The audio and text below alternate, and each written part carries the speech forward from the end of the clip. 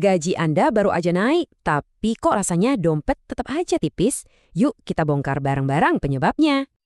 Pernah ngerasa gini nggak? Gaji sih naik tiap tahun, tapi kok tabungan kayaknya nggak nambah-nambah? Masalahnya tuh seringkali bukan karena gajinya kecil, tapi karena kita kejebak di 5 jebakan gaji ini. Oke, jebakan pertama. Jebakan gaya hidup. Ini nih pas gaya hidup naiknya lebih kencang daripada kenaikan gaji. Nah, ini sering kejadian. Gaji naik dikit, rasanya langsung pengen ganti HP baru atau mulai nyicil mobil. Cara keluarnya gampang. Kenaikan gaya hidup jangan lebih dari setengah kenaikan gaji. Sisanya wajib diinvestasiin.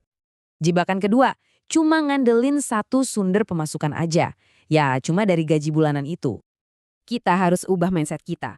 Orang kaya itu bukan karena gajinya besar, tapi karena punya banyak keran duit.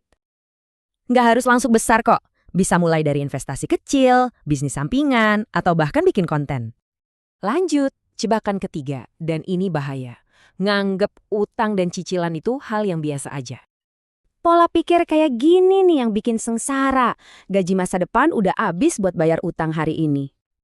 Aturan mainnya jelas. Total semua cicilan kamu jangan pernah lebih dari 30% gaji. Itu udah maksimal.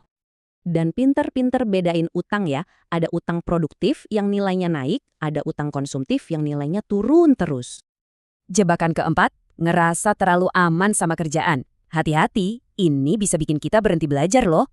Soalnya, zaman sekarang tuh nggak ada yang pasti. PHK massal, AI, itu semua bisa kejadian kapan aja. Jadi keamanan sejati itu datangnya dari skill kita. Makanya terus upgrade diri dan siapin dana darurat.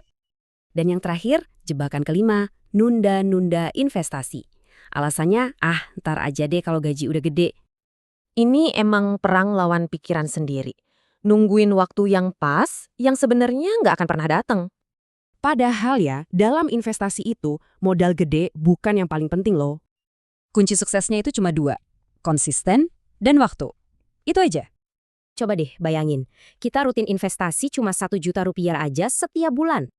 Dalam 20 tahun, itu bisa jadi 2,2 miliar. Keren kan?